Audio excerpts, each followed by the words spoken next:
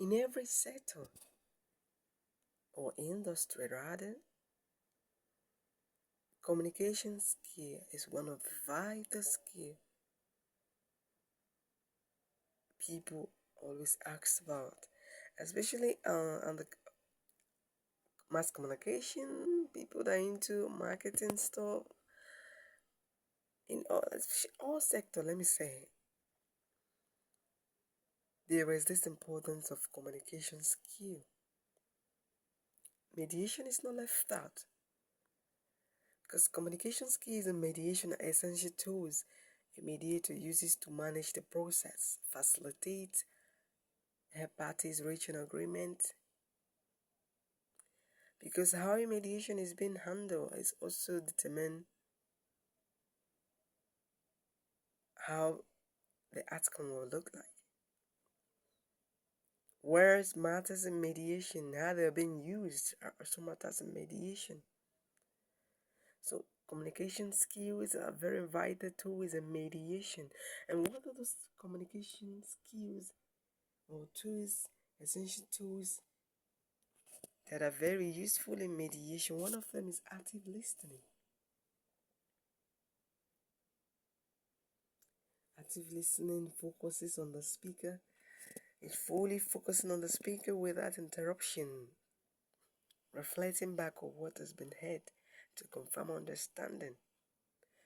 Active listening helps build trust and show respect to parties in the mediation. For example, if I'm listening to a speaker and I say, what if I hear you saying that you felt left out of the decision making process? Is that correct?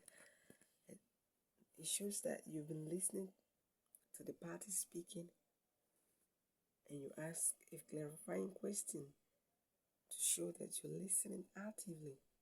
So active listening is a very important skill. Another communication skill in mediation is paraphrasing. It's like reinstating what someone has said in their own words, trying to reinstate it to confirm understanding and clarify meanings.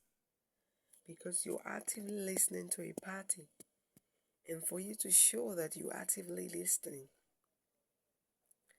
you reinstate, paraphrase what they've said to be able to get clarifications. For example, you can say you were saying that the delay affected your ability to meet your own deadlines. Am I right? Is that right?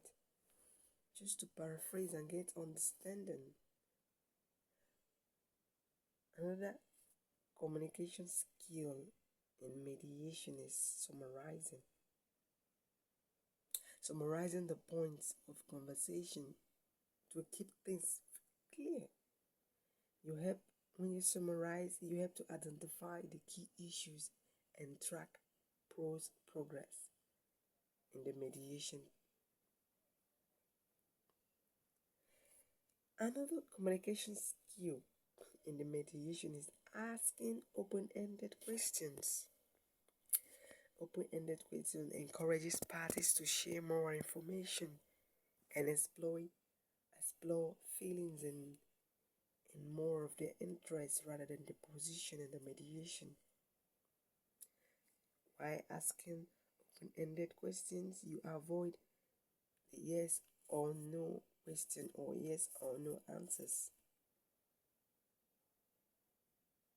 For example, you can ask, what will a fair outcome look like for you? This kind of question will prompt the party to speak up more. And in this kind of question, you tend to hear more of their interest.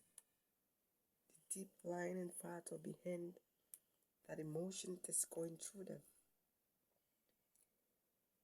One of the very key important communication skill also in mediation is using neutral language. Use neutral language too.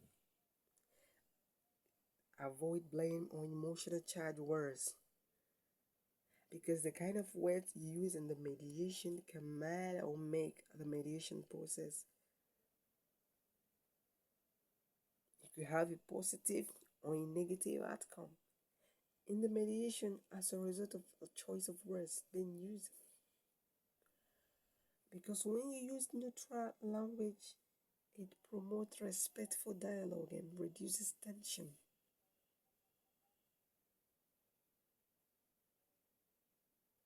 Because in mediation process, the parties are reading your body language. You're also reading theirs as a mediator. So when your words, your tones are not respectful, they know. When your languages are not respectful, they know. Another very important communication skill in the mediation is non-verbal communication awareness. Eye contact, body posture, tone of voice, facial expressions. All this helps to read emotions and manage the atmosphere of the mediation. When you're being distracted in the mediation process, parties know. Or when parties have been distracted, the mediator know. So that's why you have to be aware of the non-verbal communication aspect. When parties are not showing interest, the mediation to know. That's why you must actively listen in the mediation process to be able to be aware of this non-verbal communication skills also. Another important communication skill in the mediation is clarification. Ask for some explanations to avoid misunderstanding. Ensure that everyone is on the same page. Empathy is not left out as one of the communication skills in the mediation, showing understanding and compassion for other parties' perspective. Empathy builds rapport and ease emotional tension. Managing silence in the mediation is another very important communication skill in the mediation. Allowing pauses for reflection or emotional control. Because in mediation, silence also happens. Yes, not only conflict escalation, not only charged emotions. Sometimes the emotions can also involve silence, where parties are unable to speak because of they are so emotionally charged that they can't even speak. They're overwhelmed. So another communication skill the mediators to have is how to manage the silence in the mediation. When to pause, when to start, when to go for break, when to resume. It can be powerful too.